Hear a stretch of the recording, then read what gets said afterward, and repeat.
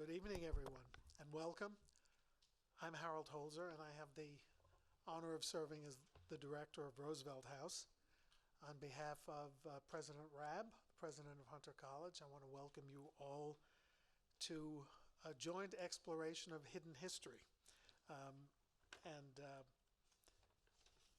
what a perfect place to do it, because in a way, not to trivialize Jamie's subject, but Roosevelt House itself represented a kind of hidden history in New York, in the preservation world.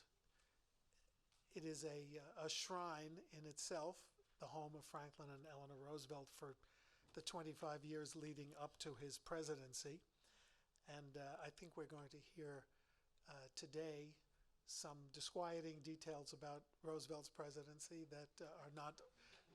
All we can say is that the plans were not hatched in Roosevelt House, but the New Deal was, and Social Security was. So we can be thankful for that. We're honored that this program is has been co-organized by our LGBTQ Policy Center at Roosevelt House at Hunter College, and I hope Erin Mayo Adam, our director, is looking in online. She's a brand new mother, so she's taking some time. But we are delighted that Mitch Drazen is here from the CUNY LGBTQ Consortium, and we thank Mitch as always for his enthusiasm and for his support. And a special shout out to one of our Roosevelt House's most important board members, Daniel Schuckman, who's in the back, who brought this book to our attention, and we are delighted that he's here to participate in the actual event. Our special guest this evening is Jamie Kirchick, a columnist for Tablet, who has also contributed to The Times, The Washington Post, The Wall Street Journal, The Atlantic, and previously authored Fight for Liberty, Defending Democracy in the Age of Trump. That was while there was an age of Trump. Maybe it's not the age of Trump anymore. It was an essay collection. I was a contributor to it. Oh, okay. I didn't write that book. Oh, okay. He was recently named, I hope I'm getting this right, Jamie. You know, you can just leave it at that, actually.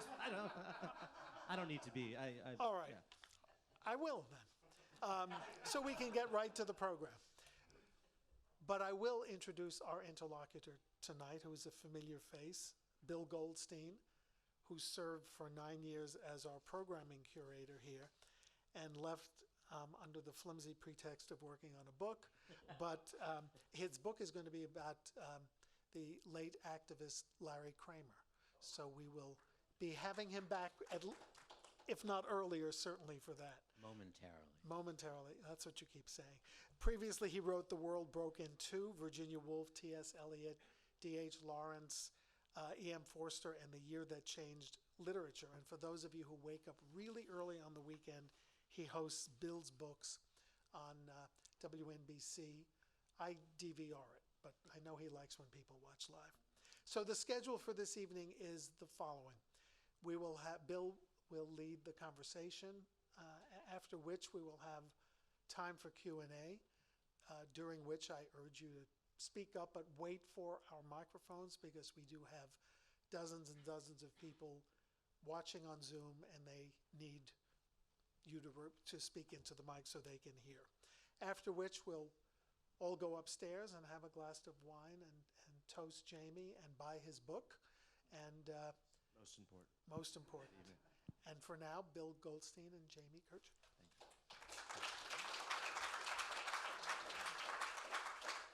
Thank you, Harold, and thank you, Jamie, and thank you all for being here. I'm glad to be back after a hiatus. I mean, we won't talk about the pandemic. But before we get to Franklin Roosevelt, because there is a lot to say about him, and you say a lot about him in the book, I want to mention Larry Kramer, because that's how we met originally a few years ago. You wrote a college paper on Larry Kramer, which has been enormously helpful to me. I mean, and so if you could just say a little bit about how you got to write that paper, and then we'll get to how you wrote this book. Yeah, well, that actually kind of inspired this book. I was a junior at Yale, and I was a student of John Lewis Gaddis, who's really the dean of Cold War studies in America. And I'd always been very interested in the Cold War. It was really sort of my primary intellectual passion. And he also taught a seminar on the art of biography, because he is the biographer, the Pulitzer Prize-winning biographer of George Kennan, the great Cold War strategist. And so he taught this seminar every year, and we had to read a biography every week, one of which was actually Orlando by Virginia Woolf, which isn't really a biography, but it's a type of biography, right, even though it's fiction. And then the final project was we had to write a biography of any figure, living or dead, whose papers were held at the Yale archives.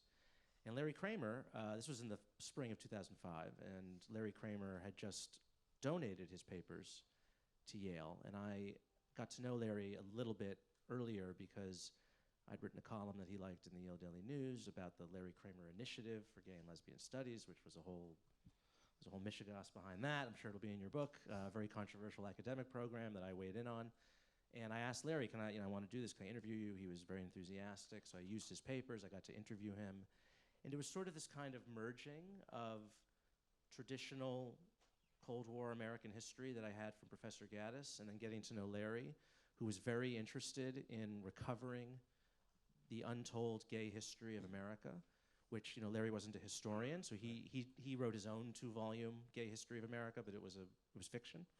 I would meet with Larry, and he was, Larry thought everyone was gay, right? So I was, George Washington was gay, Alexander Hamilton was gay, not just Lincoln. It was, everyone was gay. And so after I moved to Washington, I was working at the New Republic magazine, covering politics and whatnot, and I would still see him. I'd come up to New York, and we would talk, and he was very interested in sort of the secret gay history of Washington, where he was born, Right. and where he grew up. And it was, I think, through those conversations with Larry that this idea of writing a history, not an alternative history and not a revisionist history, but a parallel history, right?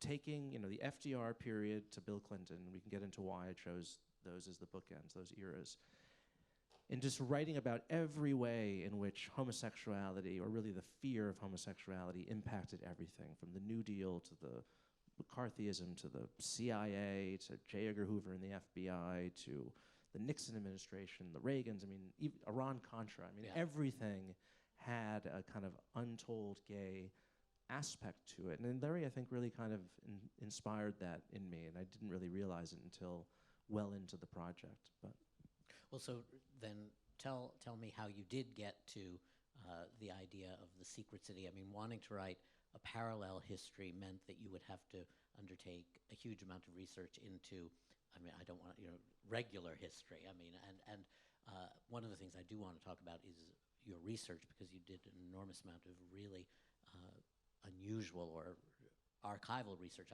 finding unusual archives. But as you approached this, Larry, yes, believed that everyone was gay, but he also was very aware, I think partly because it affected his own life, but the way in which homosexuality had to be a shadow in people's regular lives and could be a secret maintained within, among gay people. And Larry came very much by the late 60s to be enraged about that. And I think J. Edgar Hoover loomed large in his imagination, although one of the things I found is recently I did a Freedom of Information Act thing to see if Larry had an FBI file, and I think he would have been very disappointed to find that he didn't have one. But anyway, I digress. So talk it about... actually reminds me of a couple of weeks before this book came out, I was meeting with an older gay author trying to get some advice on how to market it. And we were eating in a restaurant, and he sort of leaned in and looked over both shoulders and said, "Try to get your book banned." I chose to start with FDR and end with Clinton because prior to World War II, homosexuality was obviously illegal in every state. It was a mental disorder, and you could be sent to an institution and be lobotomized or castrated. All sorts of terrible tortures were inflicted on gay men and women in this country. It was religiously condemned. It was condemned in the media, every sector of society, right? But what happens in World War II is that then it becomes a national security threat. That had not been the case before, right? Because this concept of national security that we hear all the time it didn't really exist in America until World War II. America didn't have a civilian intelligence agency until World War II. It didn't keep secrets. There's that famous quote from, I'm forgetting his name, about, gentlemen don't read other gentlemen's mail. You've heard all this. It was a government official in the 1920s about why the United States wasn't conducting espionage. It was this belief that a gentleman doesn't read other gentlemen's mail. And there's actually a funny anecdote I came across doing the research. It was from FDR's naval aide, John McCrae.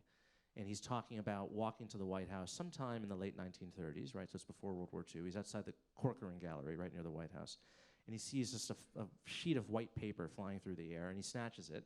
And he looks at it and says, State Department, confidential.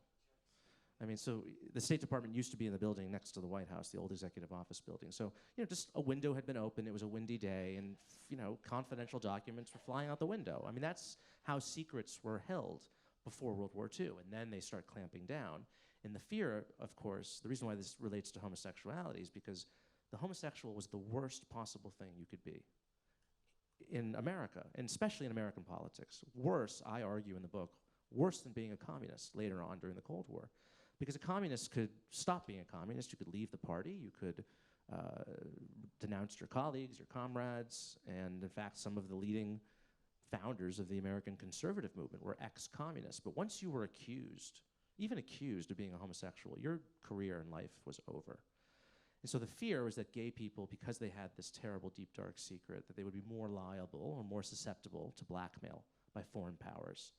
And that's why we have the first gay government official is sacked in 1943 during World War II. He's Sumner Welles, the Undersecretary of State, this story I tell. It's also why there's the first outing in American politics. It takes place just 6 months after Pearl Harbor, just across the river at the Brooklyn Naval Yard. There was a senator, Senator David Walsh of Massachusetts, who was accused by the New York Post of being in the presence, at a male brothel in the presence of Nazi spies. They were all sort of, fraternizing at this male brothel. So that, you sort of had to have World War II to come, and this new consciousness of national security and the fear of foreign powers. That really creates the preconditions for a societal panic about homosexuality. And yet, even though obviously you depict all this and it's frightening, and you see the roots of what we know is later going to happen, or what does happen in the Lavender Scare and down into the present day in many cases of people trying to live secret lives, not so much here as elsewhere. But there's also many colorful people who sort of evade some of these proscriptions. Sumner Welles survives the politics of it for a little while. Not that he's a happy person or his fate is an unhappy one, but also there are stories of many people who are like Carmel Offee. If you could talk about some of these other people who were not immediately paying the price and whose stories are both colorful and completely unknown. I'm curious how you found them and then wanted to weave all of those people into this tapestry. So Carmel Offee was a State Department. He was a diplomat, and he worked overseas in the Foreign Service. He was unusual for the Foreign Service at the time, that he did not go to Harvard or Yale or Princeton, was not privately educated. He was the son of Italian immigrants, but he was extremely hardworking and very diligent and loyal. And this is actually a talent that you see a lot of gay men. Really, I think, there's the best little boy in the world syndrome, right?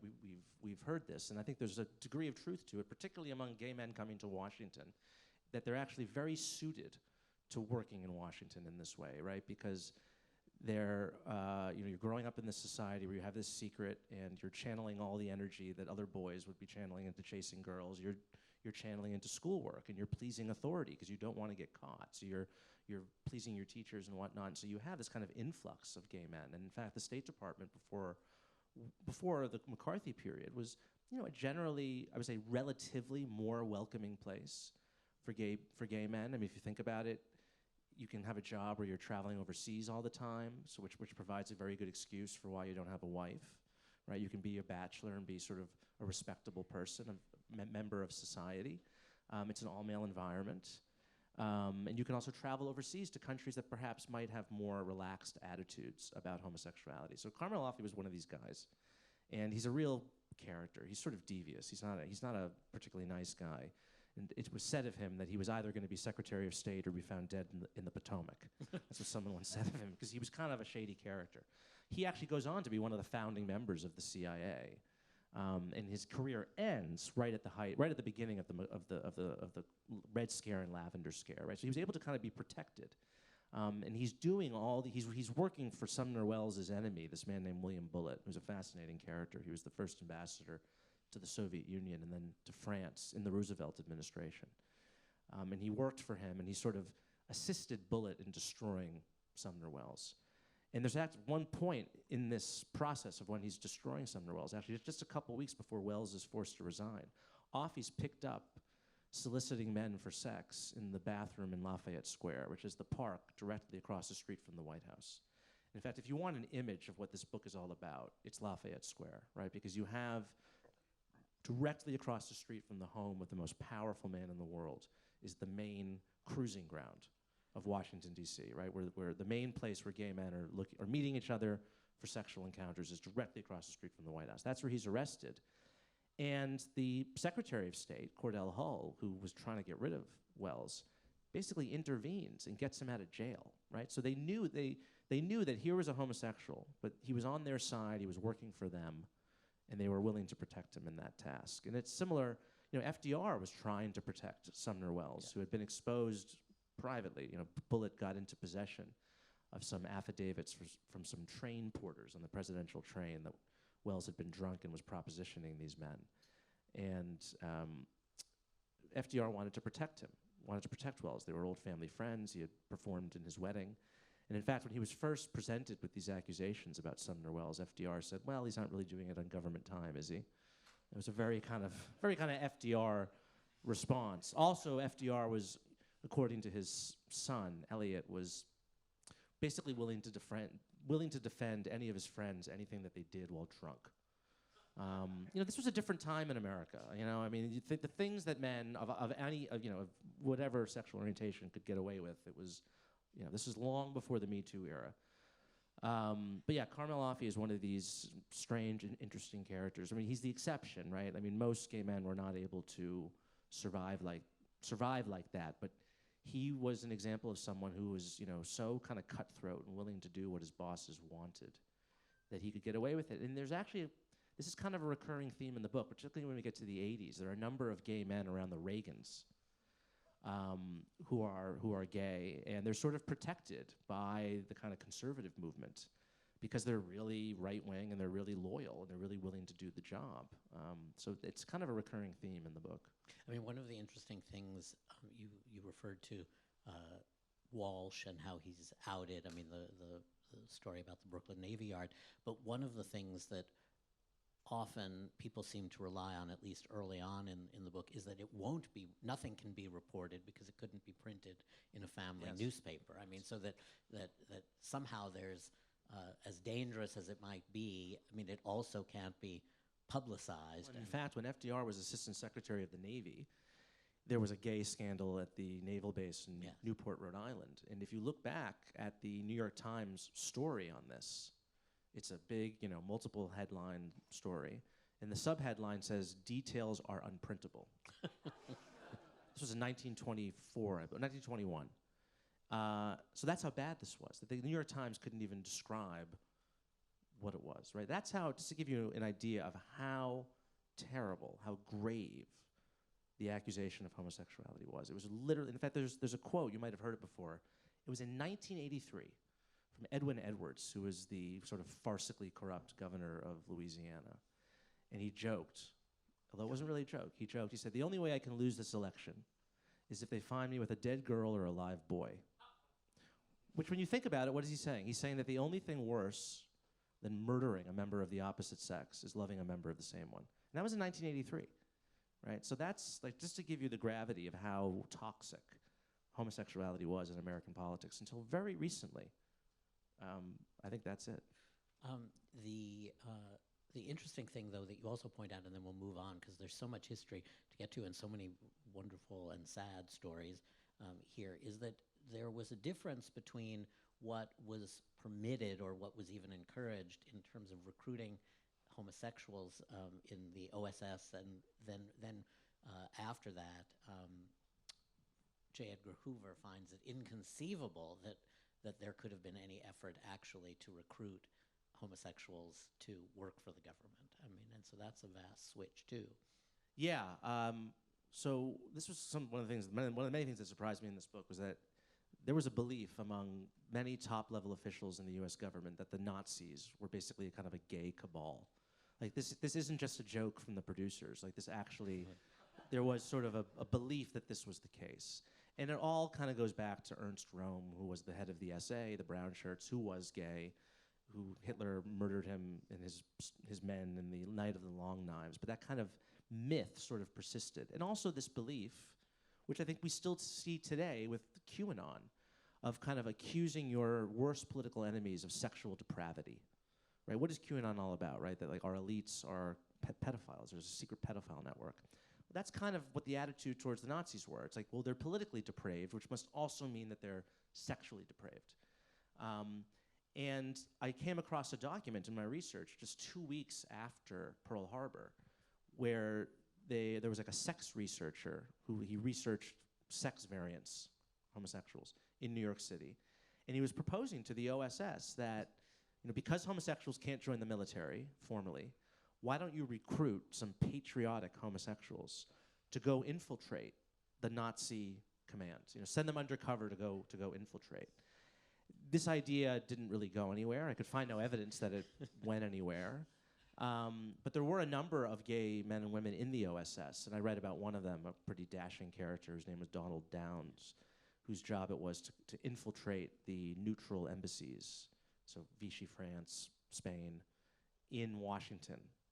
And he sort of hired a bunch of very handsome young men to go seduce the secretaries at these embassies.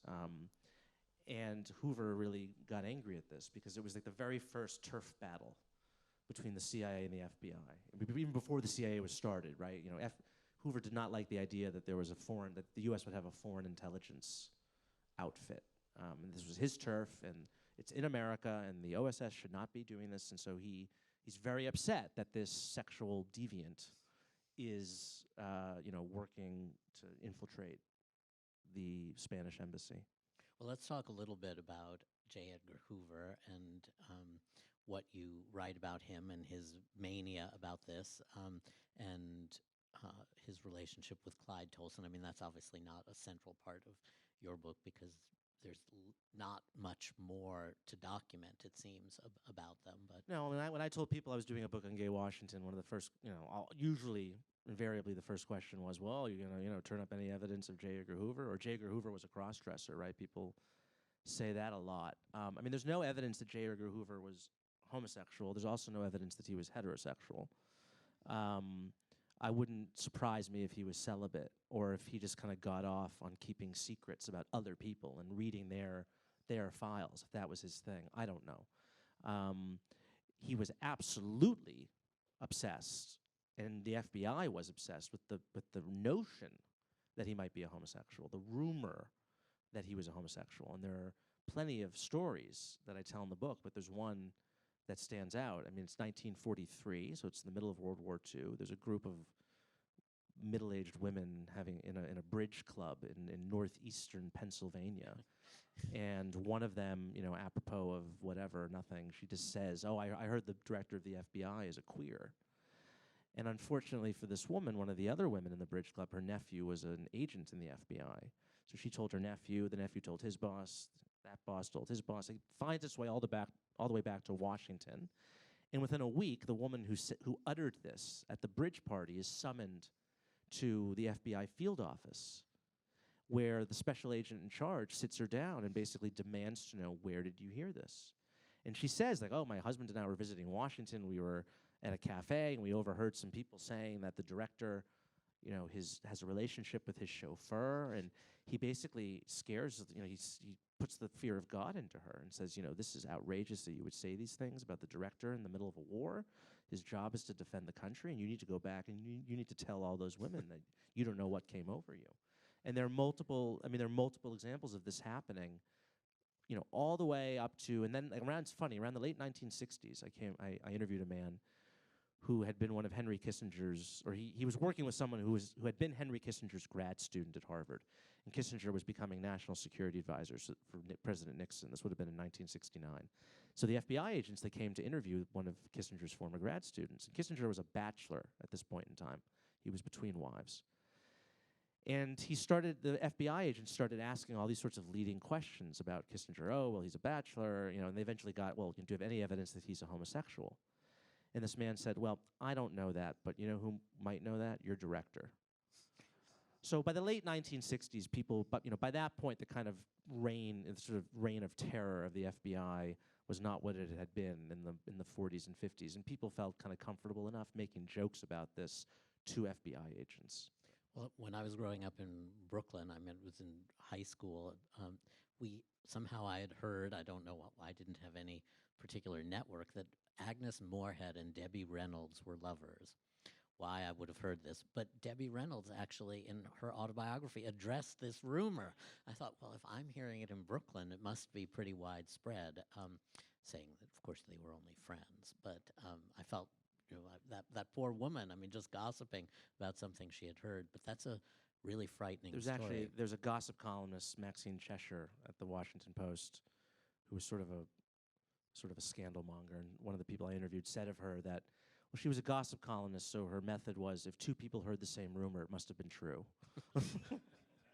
It's impossible almost in the confines of this evening to sum up everything that happens in the McCarthy era, because there's so much degradation, depredation, so much evil, and so many ruined lives. But if you can sort of set up how that becomes a bridge to the 60s, I mean, whether it's through conservative politics and the way the McCarthy hearings shape the rest of what happens, the Eisenhower era leading into the Kennedy era. I mean, I just sort of want to move through that so that because once we get to the 60s, it's not as if people are free of this, even though McCarthy and McCarthyism, you know, has died. So I think it's a kind of confluence of two phenomena, and one is from World War II through the late 1940s, you have homosexuality just becoming much more visible in American public life. And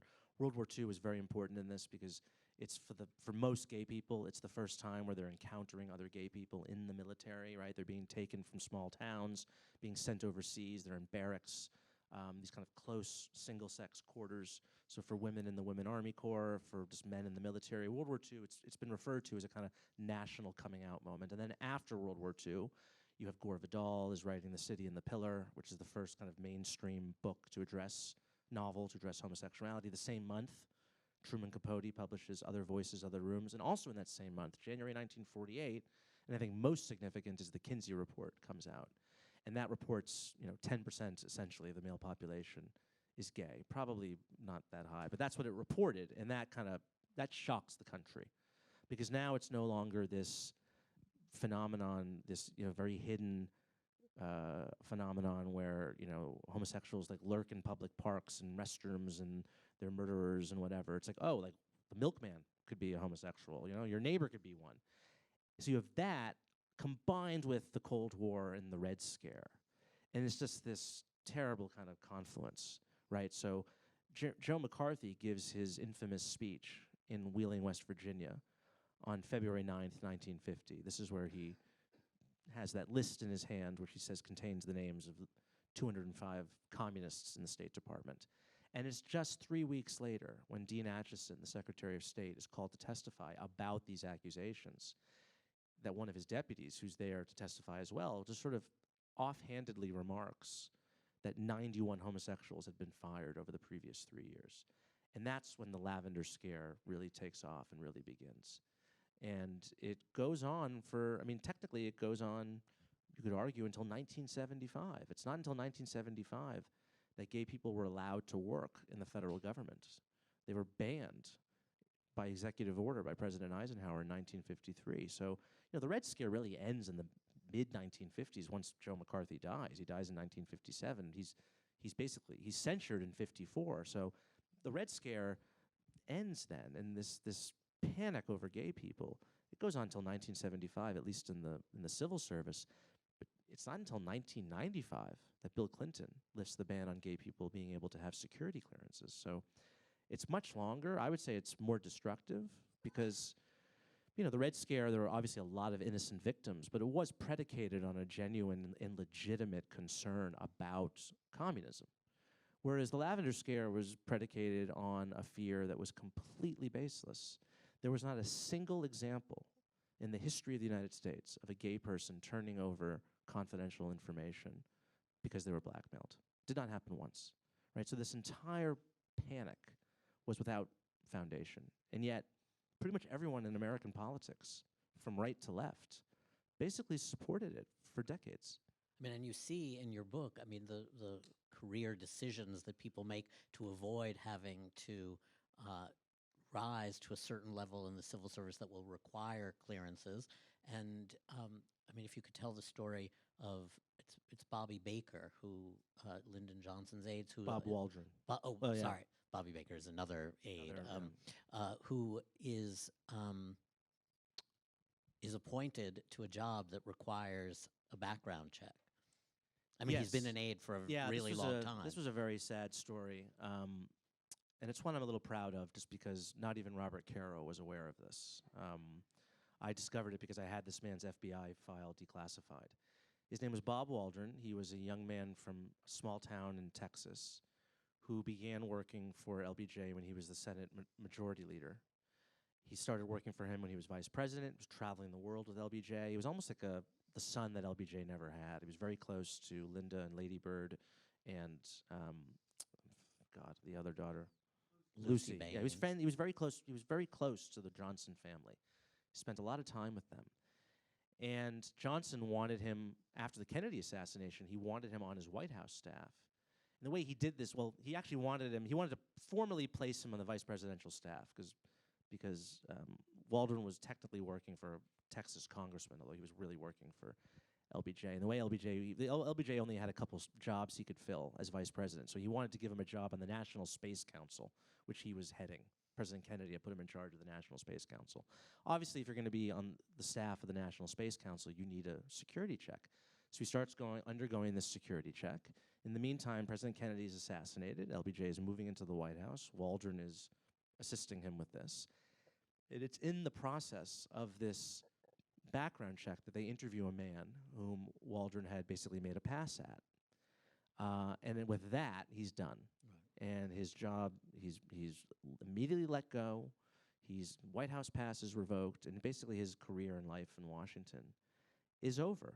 And it's just a very tragic story, but there are countless stories like this. I don't think we still don't really have a number on the number of people who experience this. It's just because so many of them just kind of slunk away, right, and didn't complain. They didn't challenge it, certainly. But I think it's fair to say that there were as many, if not more, people who lost their jobs because of their presumed or real homosexuality as there were people who lost their jobs because of communist or left-wing sympathies. I mean, his story was so heartbreaking because of how dedicated he had been to LBJ. And for LBJ decades. he didn't even stop to say, well, can we try to maybe keep, Right. I mean, gone like that. He's done. But doesn't Lady Bird write to him, or That's is that to for Walter Jenkins? Walter Jenkins, which is a story that was very public. Yeah, Walter Jenkins was another aide who was caught in the YMCA bathroom around the corner from the White House 3 weeks before the 1964 presidential election. And that story became public. Someone probably leaked it within the police department. That story becomes public. It's like a front-page national news story. And LBJ is actually really terrified that he might lose the election, which he ended up winning by the biggest landslide in modern political history. But he was so obsessed with this, and he thought it was impossible for him to understand how this could have happened. He thought maybe the Soviets set Walter up, because he had been at a party for Newsweek magazine before, and he had a lot to drink, which, by the way, alcohol is a huge part of this book. I mean, so much of the behavior is fueled by that, which I think is an important thing to understand, that a lot of the men, and the book is mostly men just because it's about Washington power politics in the 20th century, a lot of the men kind of tried to handle or deal with their homosexuality through alcohol. And it ends up leading to, some unfortunate situations. But LBJ thought that, a Soviet agent had put a kind of Mickey or drunk, he something, had whatever. drugged his drink.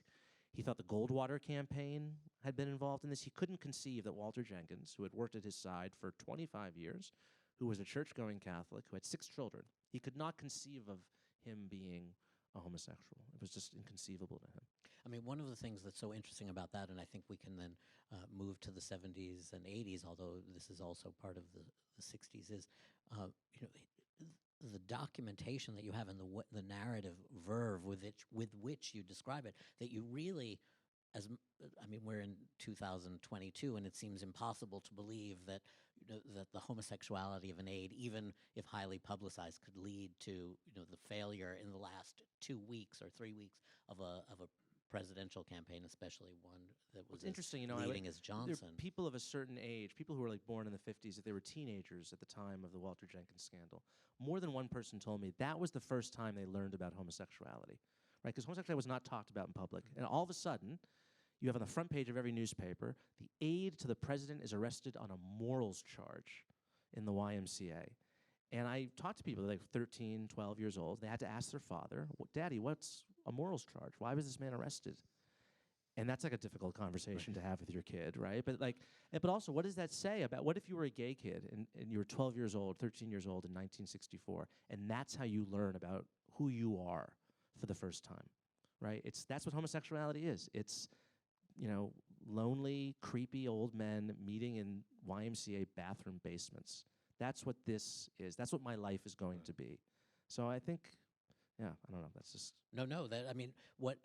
It's almost impossible to believe the frenzy and the fear in the White House about this. But then, if you could talk about Reagan and as governor, and then as the gay people around him when he's governor, and then in the presidency, and again, that's a similar kind of to say that there are gay people associated with these candidates, is a way of inflicting incredible political damage on them. Yeah, one of the things, even though they're not being accused of no, although moral with Reagan it's charges. interesting. One of the things I learned in this is just the whole sort of aura of homosexuality that surrounded the Reagans.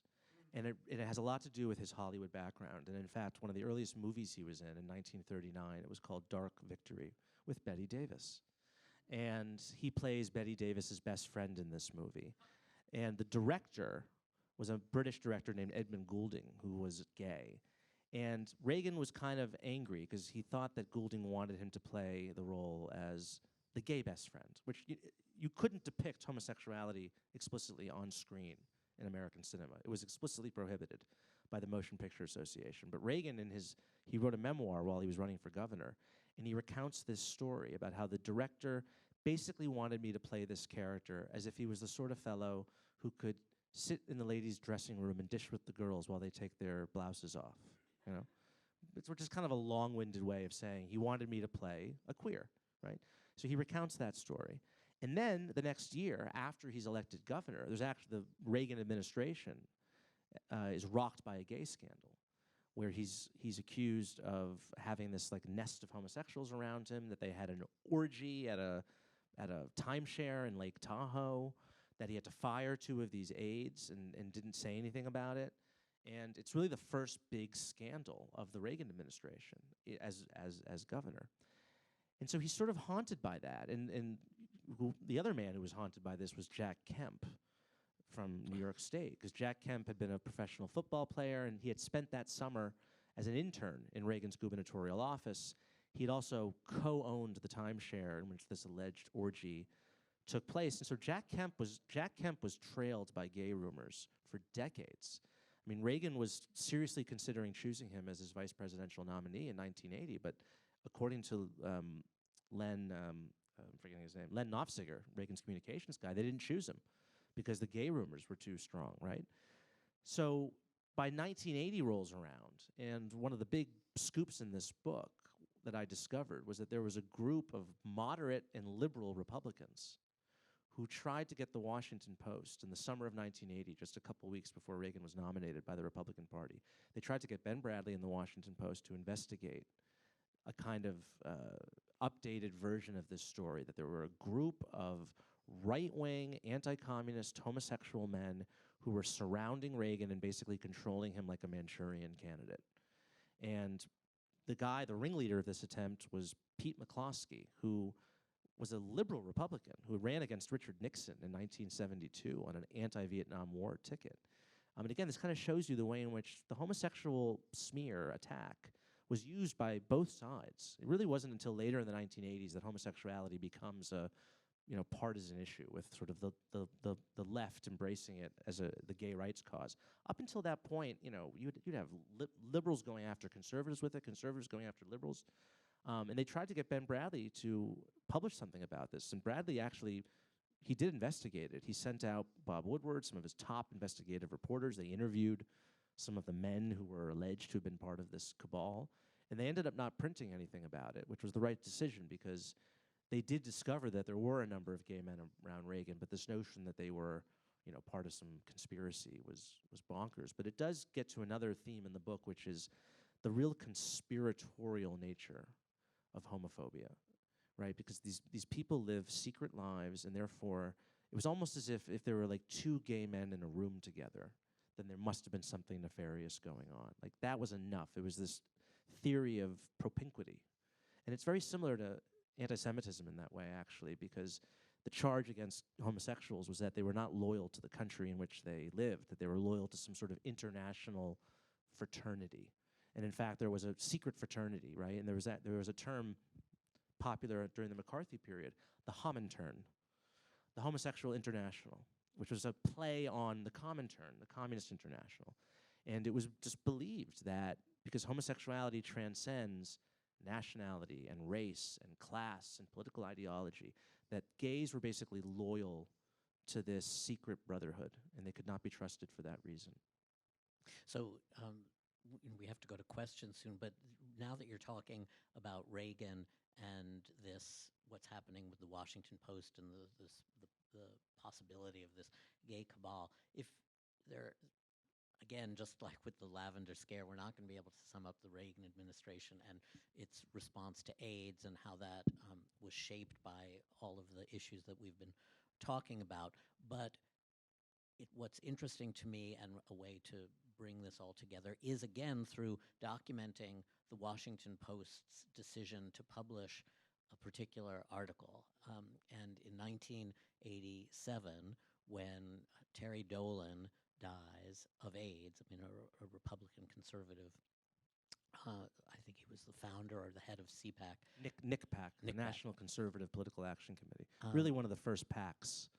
Was founded in the late 1970s. So tell us about Terry Dolan, and then also tell us about Ben Bradley and Tony Dolan, who is, because so much time is spent in the Reagan administration by this man to try to stop a particular article. So yeah, Terry Dolan was a very young, very right-wing, very aggressive political consultant.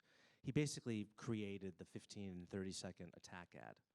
And he was crucial in helping the Republicans take back the Senate in 1980.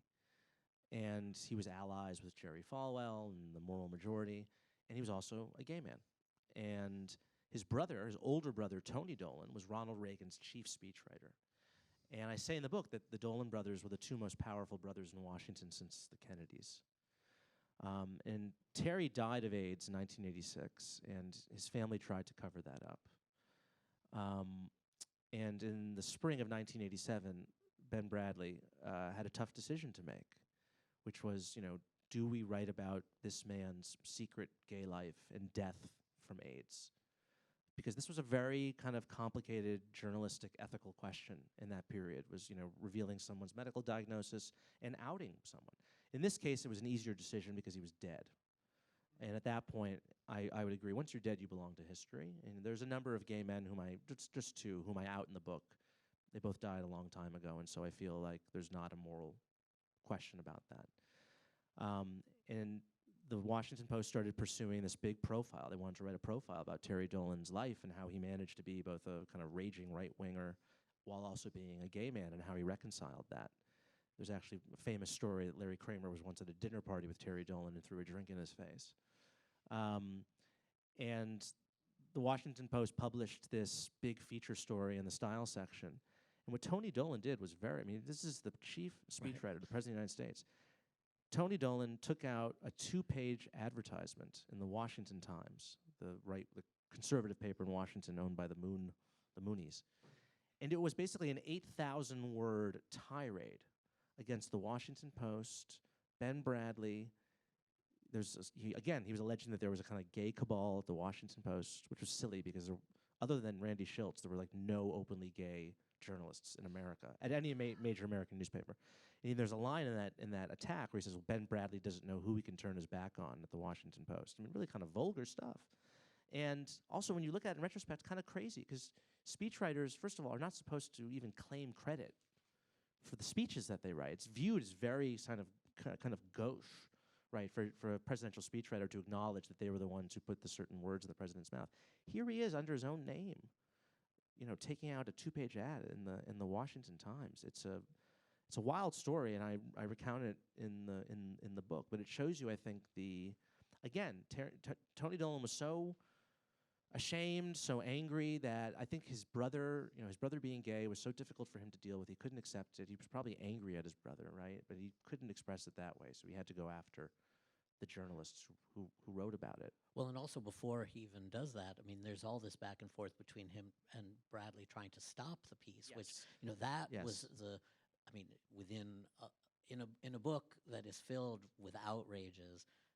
That was, a power play that was so outrageous by the way, one, it's distracting him from his, quote, real work, Yes. but also using the power that he had in this position to... Yeah, well, as I say in the book, Ben Bradley stood up to Richard Nixon, so it wouldn't be so hard to stand up to Tony Dolan. And Bradley's actually quite an impressive figure in the book. There's a number, like I said earlier, he decided not to publish that scurrilous piece about the Reagan guys, and one of the things I report in the book is that Ben Bradley's older brother was gay, and so Ben Bradley actually had, for a man of his generation, he had a much more kind of enlightened, progressive attitude about homosexuality than most men of his time. So if we could just talk a bit about AIDS, and I also want to bring in the Washington Times, which you've now mentioned, because the virulence of their attacks late into the 80s. I mean, you end the book with Clinton, but I mean the persistence of this kind of lavender scare of a kind through the 80s, and the marginal lives that are just destroyed. I mean, it's not even like taking down a president or a congressman even. I mean, just the socialites or the people who are just minding their business, basically, whose lives are destroyed. So if you could talk a little bit about that period, and some of these people who, like Dolan, died of AIDS. I mean, well, there's a fascinating character in the book. His name is Craig Spence, who is kind of hard to describe. He was a former journalist. He had lived in Japan for a couple of years. He moved to Washington right at the beginning of the Reagan era, and he's one of these. There's these conservative, gay Reagan era men whom I write a lot about because I find them fascinating because they're really at the peak of power, political power in Washington. Bob Gray was another one. Bob Gray was the most powerful lobbyist in Washington. He was the co-chairman of Reagan's inaugural committee. People joked that he was Reagan's Capote. That was kind of what they would secretly say behind his back. Terry Dolan is another. Carl Channel, who was the main Contra fundraiser for Oliver North. And Craig Spence, who was this kind of shadowy lobbyist for obscure Japanese interests. And he would host these salon dinners at his house in Kalorama. And he would have the toast of Washington would come to these dinners. I mean, senior Reagan administration officials, but also Phyllis Schlafly would come. Okay, so he would be associating with these kind of, very right-wing people. And then after Phyllis Schlafly would leave, it would be kind of a gay-only party in the house. But in the summer of 1989, he becomes the target of the Washington Times, and they accuse him of organizing tours for male prostitutes of the White House, at midnight prostitute tours. And the story was not true. It was not true. Craig Spence was a connoisseur of prostitutes. That's true, but he was not leading them on tours of the White House. But the Washington Times published something like 50 stories on this in 1989. It was front page, above the fold. They tried to make this into a Watergate-like story, scandal. And what was funny was once he became the target of these attacks, everyone who had ever hung out at his house basically kind of quietly, slinked away, or they publicly denounced him and kind of dropped him from their friendship circle. So they'd been perfectly willing to kind of sup at his table and drink his wine. But the moment he was exposed, and they all knew he was gay, by the way. It was kind of the biggest open secret in Washington. Everyone knew he was gay. But the moment that became public, they could not afford to be seen in this presence or to be associated with him. It's such a sad end. And he died of AIDS. To the book. He died of AIDS. Well, sorry, he did not die of AIDS. He had HIV. And what he died, he checked into the Ritz-Carlton in Boston. He wrote a goodbye message on the mirror in black marker, took some pills, and was found lying in a tuxedo with a cassette tape, a Walkman, playing Eine kleine Nachtmusik. He was a very dramatic, dashing, crazy, wild kind of guy. You feel, we'll go to questions now, but you feel in the book, that even if you're not politically sympathetic to everything that all of the gay people in the book were doing or what their views were, that there was an enormous price paid in America for the stuffing out of all of these careers. And so the book is called Secret City, but it's almost like I felt a glimpse of a history, an American history that could have been so different if this were not an overwhelming issue. Well, I say the villain in the book is not any individual person, it's the closet. And that even people who were victimizers, even gay people who were victimizers, like, say, Roy Cohn was also a victim of the closet himself, right? He was. It doesn't justify his atrocious behavior, but he grew up in a country and in a society that twisted and perverted, people's conception of themselves, that he then took it out on other gay people. And there's a lot of unfortunate examples like that in the book. And just the description that you gave of Craig Spence's death, everything in the book is written as beautifully as that story you told here. So I didn't get to talk about all of the how well written it is and how much I couldn't put it down, but that's where we'll end and go to questions. Thank you.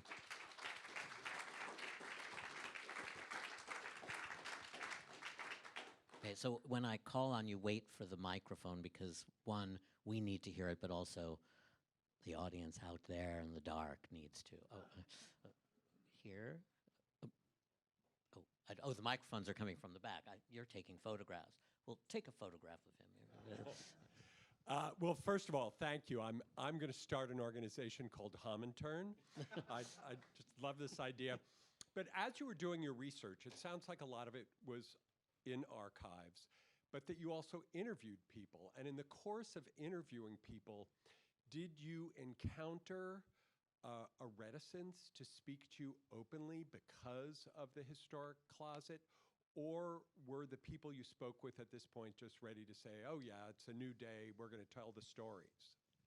It's a good question. Most of the people that I approached were happy to talk. It was mostly gay people. The one conversation that I had that ended awkwardly and uncomfortably was with Congressman Bob Livingston, who you might remember from the Clinton-Lewinsky scandal. He was going to succeed Newt Gingrich as Speaker, and then it was discovered that he had his own many affairs. He resigned. He became one of the most powerful lobbyists in Washington now.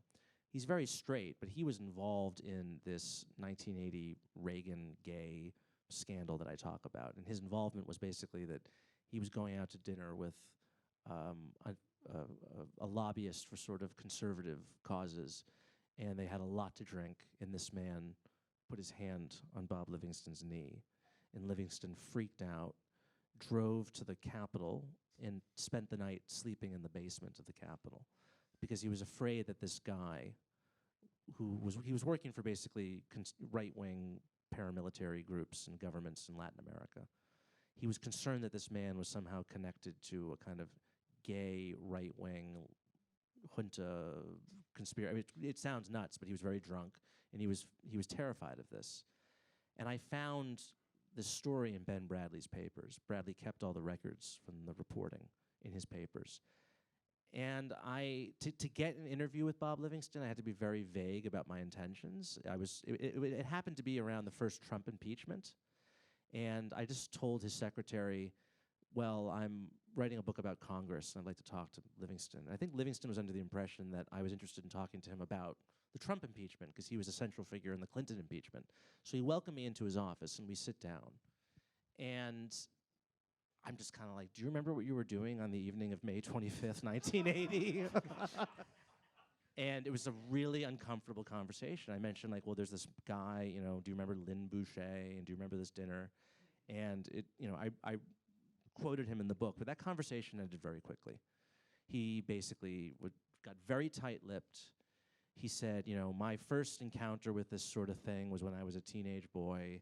I was, you know, approached by someone, and, you know, it was a horrible experience, and I felt, you know, it was like happening to me again, and that was it. And that was a very awkward encounter. But other than that, most people were happy to talk. Did you put your hand on his knee? Yeah, well. Other questions? Oh, back in the back of the room. There are two. One has heard over and over again that J. Edgar Hoover would quite frequently go out to parties dressed in women's clothing. Is this apocryphal? Yes. That story comes from the widow of a mob boss who had dealings with Hoover. This woman was paid for her story by a British journalist, which should immediately raise alarm bells. And she said that she had been present at the Plaza Hotel in the presence of J. Edgar Hoover and Roy Cohn.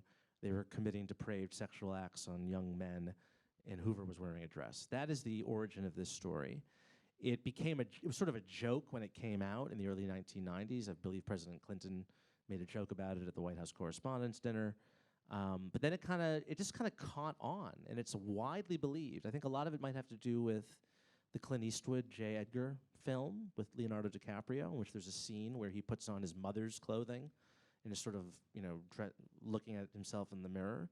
But there's no basis to this story whatsoever. There's actually a big biography of Hoover coming out in a week. Beverly Gage, yeah. a Yale professor, in a week or two.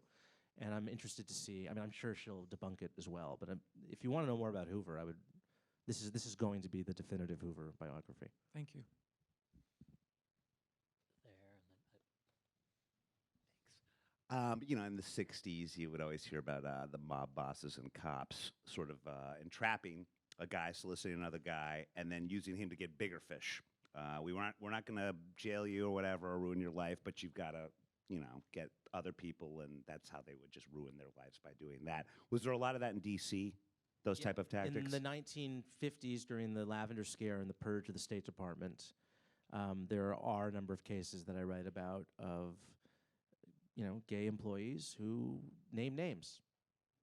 And, you know, I think it's difficult to judge someone in that situation if you're being threatened with your livelihood.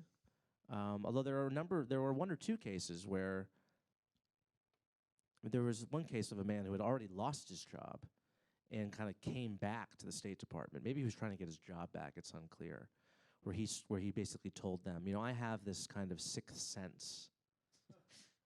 Gaydar, right? That's basically what he was saying. I had this kind of sixth sense, and he named people. Again, the villain here is not individuals. The villain is the closet. The villain is straight people, because straight people created this.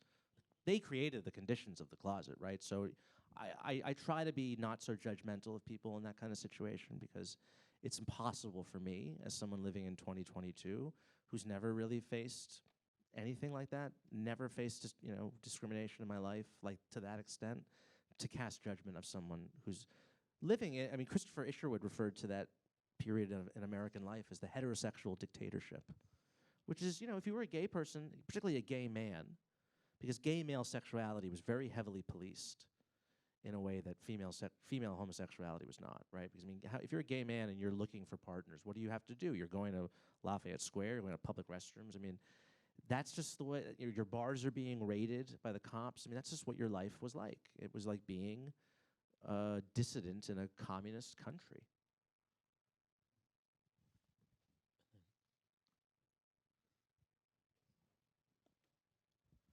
Thank you. This is wonderful. What was the official secret DC reaction, if any, to Stonewall in New York City, and to a few years later when the Psychiatric Association decided homosexuality was not an affliction? These positive things, how were they greeted? Well, there's a story I tell where the weekend of Stonewall, there's a man who's in a gay bar in Washington, and he remembers very distinctly. It came in an oral history that I found. Someone rushed in to the bar. They'd just come from New York. They'd just come from Greenwich Village. And they told someone what was happening up in New York. And the story just sort of spread around the bar from one excited patron to another. And there was a real kind of palpable feel that something new was arising, right? Because this had never happened before, that gay people would actually physically resist police oppression. Well, I will note that the first real demonstration for gay rights was 4 years earlier in Washington, D.C. It was the Mattachine Society, which is a group that we haven't mentioned yet, which is really the first sustained gay rights organization in the United States. They had a picket outside the White House, a peaceful picket outside the White House in 1965, which I don't think has earned the place in history that it deserves, probably because it's not as exciting as, you know, a bunch of drag queens throwing cobblestones at cops in Greenwich Village, but it was an important moment. That I tell it in the book. I mean, Stonewall was happening as there was this kind of crazy Nixon administration witch hunt for homosexuals within the Nixon administration that had been spurred by one of Nixon's friends, Murray Chotiner, who was basically the guy who taught Nixon dirty tricks. He was angry that he didn't get a job in the White House. And so what he did was he made up a story and he gave to a journalist. He said that John Ehrlichman, Bob Haldeman, and Dwight Chapin, who were 3 Nixon aides, that they were engaged in a menage a trois, and that they would meet every morning at the Watergate. So the Watergate was apparently the site of many scandals in the Nixon administration. That they would meet every morning in the Watergate before going to the White House. And then this journalist brought it to the FBI. The FBI told John, the Attorney General, John Mitchell. And Mitchell, launches this investigation into these aides. And there's a moment in the book where J. Edgar Hoover is meeting with these aides in the cabinet room, making them submit to a polygraph test, asking them about their sex lives. This is all happening within days of Stonewall. So it's a kind of funny juxtaposition. The 1973 decision by the American Psychiatric Association to remove homosexuality from its list of mental disorders was also, if I can claim credit for Washingtonians, really came about as the result of the work of a man named Frank Kameny, who was the co-founder of the Mattachine Society. He was really the first gay activist in America. He had been a astronomer. He was a PhD-trained astronomer from Harvard. He was working for the Army Map Service, which was the predecessor to the Geospatial Intelligence Agency. And it's in December 1957, he's working at an observatory in Hawaii, when he's summoned back to Washington and fired on the spot because they have evidence that he's gay. So this is 2 months after Sputnik is launched, right? We're right at the height of the space race. And what is the federal government doing? It's firing a Harvard-trained PhD astronomer, which is another example, I think, of how the fear of homosexuality was greater than the fear of communism. Because here was a guy who was helping the fight against communism, but because he was gay, they had to get rid of him. And Frank tried to get the ACLU to take his case. The ACLU did not take his case, which I think tells you, again, the ACLU took the cases of people convicted of or accused of communism, many. They would not take the case of a homosexual in 1957. He goes on and becomes a very, very important activist for gay people. He founds the Mattachine Society. He's instrumental in getting the APA to lift the ban, to remove homosexuality from the DSM. He's very crucial in getting the Civil Service Commission to lift the ban on gay people. He's very important in getting the security clearance ban lifted. And I was actually fortunate enough to see in 2009, early in the Obama administration, Michelle Obama was at a ceremony where the federal government formally apologized to Frank. That was also one of the moments that kind of inspired me to write this book, because I was seeing in real life, wow, here's a guy. Look at the trajectory of this man's life. You know, to go from the most despised person in the federal government, that you're being kicked out of the federal government, to then 50 years later to be meeting the president in the Oval Office, and the president of the United States is apologizing to you. Isn't It's an there incredible story. a bill that Obama signs and gives Kameny a pen? I forget. Yes, which and or- Frank, and they said, he something. basically said, you know, sorry. And he said, apology accepted. Frank said, apology accepted. We have time for one more question, I guess, here, and then Red shirt. you can ask more questions during the book signing. Thank you. so- Yes. I've read the book. I think it's brilliant. More Thank you. importantly, I bought the book. Excellent. Good man. I think it's really important history, but a highly entertaining read at the same time. So your ability to achieve those things, I think, is just Thank you very uncommon. much. Thank you. My question has to do with primary sources. You have a lot of them. Which was the hardest one to crack, and which primary source that, when you did crack it, gave you either the biggest surprise or a sense of delight? Well, I don't know if delight in the term of being a journalist and a historian who likes to find things.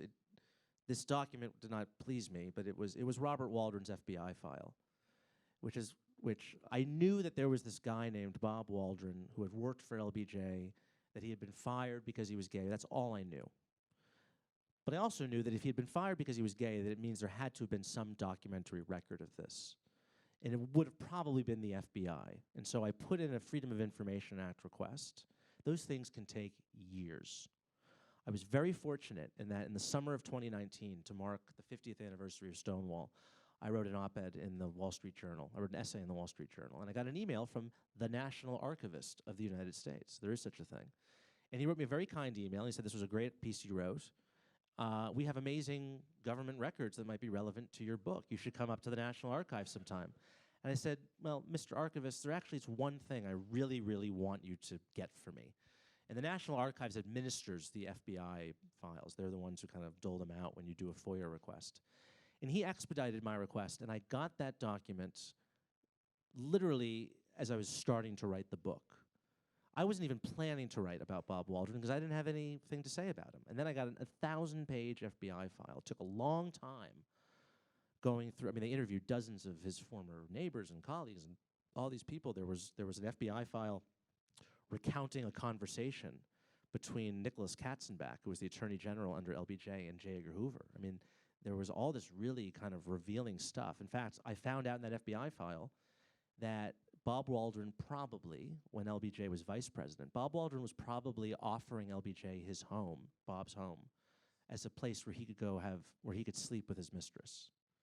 Because the FBI was doing interviews with Bob Waldron's neighbors, former neighbors. That's what you do when you do a background check. And like 2 or 3 of the neighbors said, yeah, we would notice that the vice president's limousine would kind of show up at random hours of the day, and this woman would come out, Mary Margaret Wiley, who would later marry Jack Valenti.